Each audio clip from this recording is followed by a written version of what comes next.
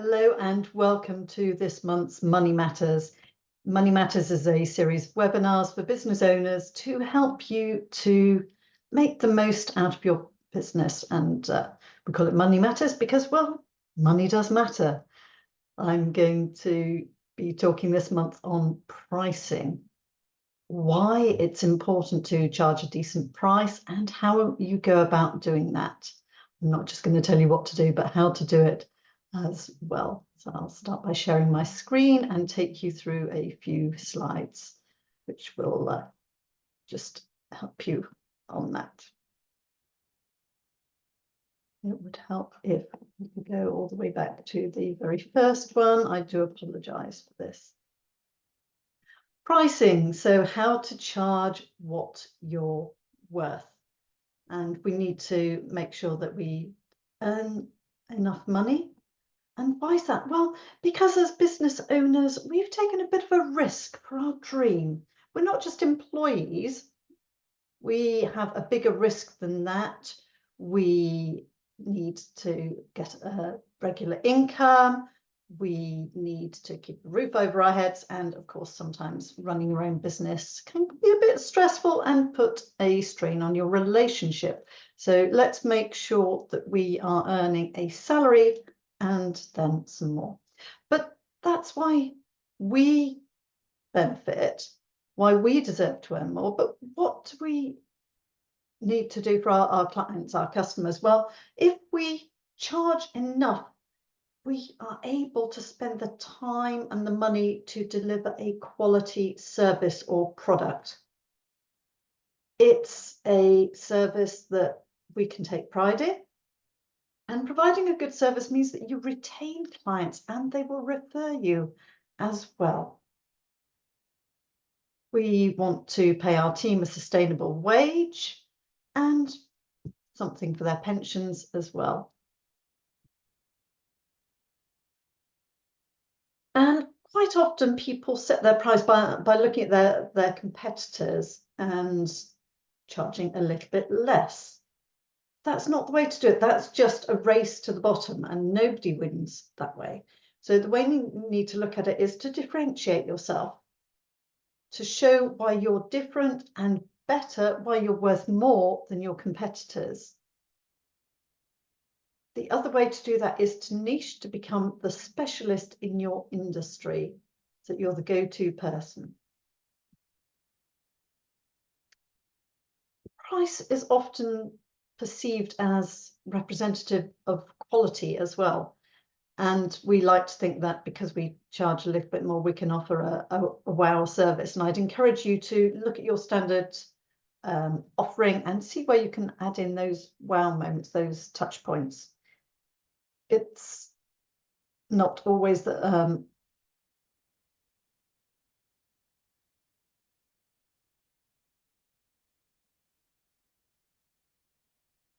so add in those touch points where you can, and that's why we have another webinar on that.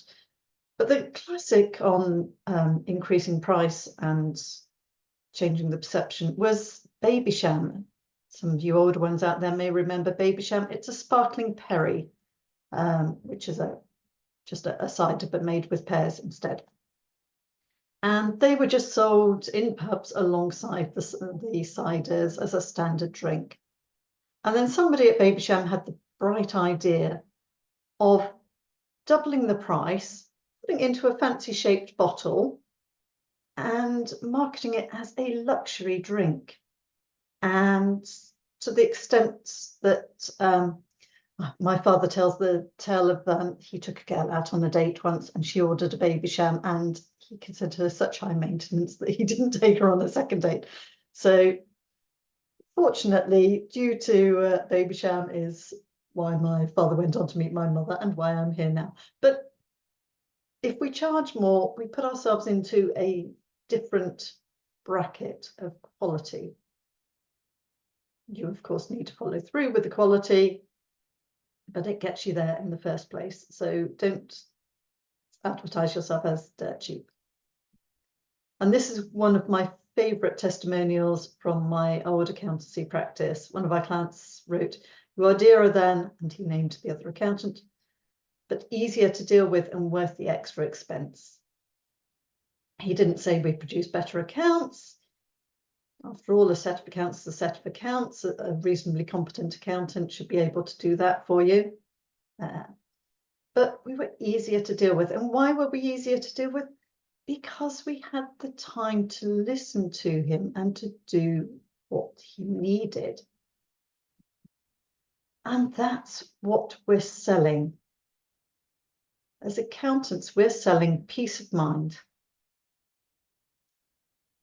Look at what you're selling and how you can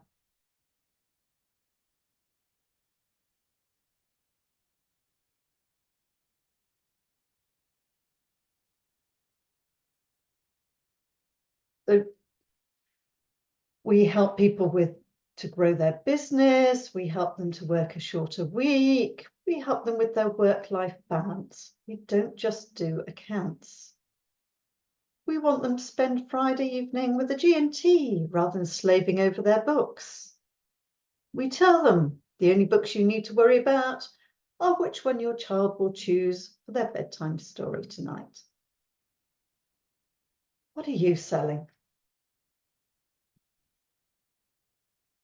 But of course, you already run a business, probably, so you have prices there.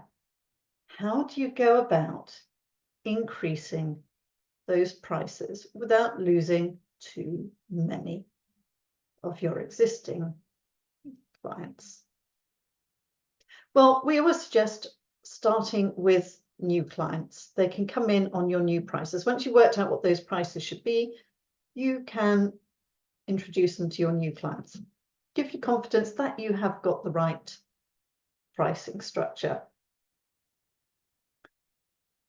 I would also say that you should review your old services that you're offering, and also make sure that your contracts include inflationary increases at the bare minimum. So if you don't increase your prices every year in line with inflation, you're giving a real terms reduction. So let's make sure that that's all in there. So I've got an example here. It's not very realistic. I wanted to keep the maths simple. So if you're selling 100 customers a month at £100 a month, then you're earning £10,000 per month. And say your costs mean that that gives you profit, a gross profit of 50%. So for each of your 100 customers, you're making £50 gross profit, £5,000. And then I come along and tell you to increase your prices by 10%, which looks good because you're now earning £11,000 a month. Your profit is 55%, which is £6,000 per month. This is really good. Except some of your customers aren't happy. So maybe you lose 10% of those customers. So now you have 90 customers, £110 a month, £9,900. It's a little bit lower than the income you had before, but look at the profit. 55% still. So 90 customers at £60 per month, £5,400. You are doing 90% of the work and earning an extra £400 per month. And with this example, the numbers mean you can afford to lose 16% of your business and still make very slightly more profit. So do the numbers for your business and see what you would do. So now we've worked out how much we're going to increase our prices by. How do we negotiate those prices? It's often a matter of confidence in what you're selling. So I hope you have a very good product or service that you believe in. And if you don't believe in what it is you're selling, then frankly, why are you in business? We find it easier to present prices electronically. You can use software to do this, or you can just have a standard pricing list. That way, people believe that is the price. Also, you know that's the price, because I don't know about you, but if we've had lots of new clients this week, then I'll feel very confident and increase my prices for the next one through the door, because I don't care so much whether we win the business or not. And if we haven't had a new client for a while, then I'll reduce the price I offer in the hope that that will encourage them to join us.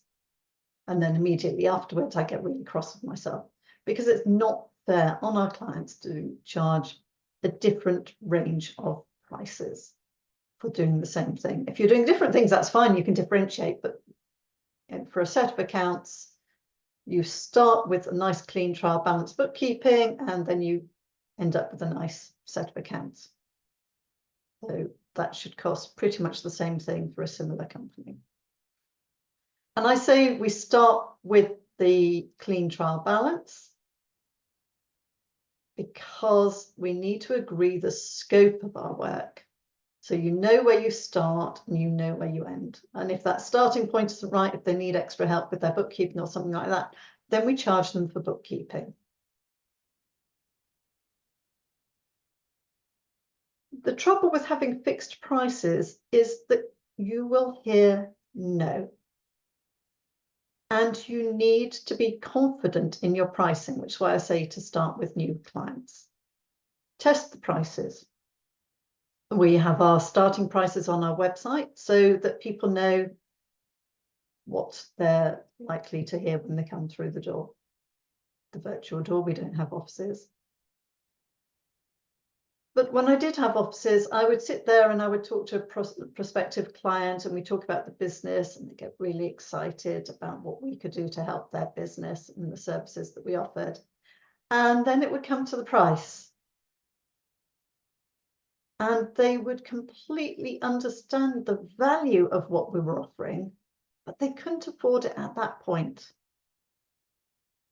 And I watched many business owners walk out of my office because they wanted our service, but they didn't believe they could afford it. But I didn't call them back and offer them a cheaper price.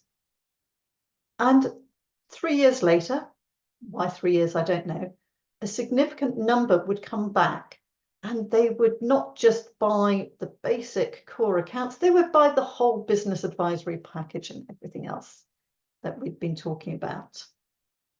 They would buy into everything because they understood the value. And we need to set our prices according to the value that we offer. So how do we set our prices? Well, it was a one-off piece of work. Somebody had received a letter from HMRC, and obviously their heart sank, demanding £2,400 in back taxes. They came to me. I knew what I needed to do to appeal it. And so it was a fairly simple thing from my point of view to make £2,400 disappear. So what should I charge them for a one-off piece of work? Well, the actual cost to me would be about £1 for the cost of the stationery and the stamp. Okay, I know postage has gone up since. That would be charging on my actual costs. But it's using my expertise acquired over 30 years of accountancy and running businesses. So perhaps I could charge them £100 for my time to write the letter, and I'll throw in the stationery and the stamp for free. But I'm a chartered accountant, and there's an awful lot of upfront work we have to do in order to do the anti-money laundering checks and everything else that we're required to do by the Institute of Chartered Accountants. So at the time, that would cost us about £200 in admin time to get everything set up. We automate a lot of it now. So perhaps I should charge £300 to set up the client and write the letter and throw in the cost of the stationery and the stamp for free. £300 to save 2,400 is pretty good going. We're offering very good value there. If I charged £800, this client would still be better off by £1,600. Still good value. The other way to do it is to charge 50% of any tax saving. So if he wins, the appeal works, we get £1,200. If for some reason my appeal didn't work, you'd get nothing. But we would pay nothing. Sorry, he'd pay nothing for us. Different ways of setting prices, and so you need to make sure you are doing that the right way possible. And once you've worked out your prices, how do you present them? Well, quite often it's useful to have a number of packages, and you'll see that's what we do on our Minerva Accountants website. We have 3 packages, and we have our no frills package, which has very little in it. And then we have our standard business service, which offers what we think all businesses need. And then we have the all singing, all dancing part-time finance director, which can do so much and is really just a showcase for all the things that we can do. People rarely buy the FD package as it stands, but what they will do is they will buy the standard service and cherry pick from the other one. And the no frills package is the minimum that we're prepared to sell to a business for the minimum fee we're prepared to accept. So they need a certain level of service for us to be able to do a decent job. So we have our 3 packages, and we load them out: the short list for the no frills, the medium-sized list for the medium-sized product, and then the long list for which you need to scroll down over the page to just show off what we can do. And this was discovered by one of the watch companies. They had a standard list of watches, and then they had the luxury range. But their luxury range seemed very expensive compared to the basic range. So what they did is they had a $1 million gold watch, diamond encrusted, created. And it was never intended to be sold. It was just to sort of put the price of the luxury watches into perspective. Now, actually, as it turned out, they did sell a couple of the watches, but that wasn't the original intention. So with having 3 packages, so the middle one is the one that will suit most of your ideal customers. We'll talk about ideal customers and marketing in a separate webinar, but this is the one that's designed for your ideal customers. The no frills is the minimum service that you're prepared to offer and the minimum price you're prepared to accept. And then you've got the luxury, which is showcases what you can do. So what do you say when people ask for a discount? Well, I've been in accountancy for 30 years. I know how long it takes to prepare a set of accounts that starts with this quality of papers and finishes with this quality of accounts.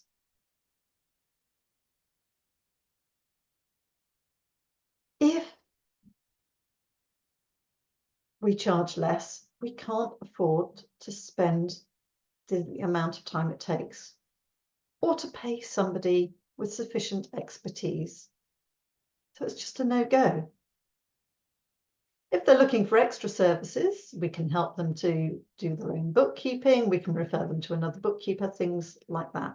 So if we change the scope, that's absolutely fine to change the price. But if we don't change the scope, we don't change the price. But the big warning on this is, and it's in the title of the webinar, how to charge what you're worth. We're not in the business of ripping people off. You must make sure that you are worth what you're preparing to charge. So why is pricing important? Well, it allows us to do a quality job of which we can be proud. It gives us financial freedom and it gives us time freedom. Thank you. Our next Money Matters event will be on Wednesday, the 20th of March, and it's for startups, starting up, my recipe for success. For anybody thinking of starting their own business or in those early stages of business.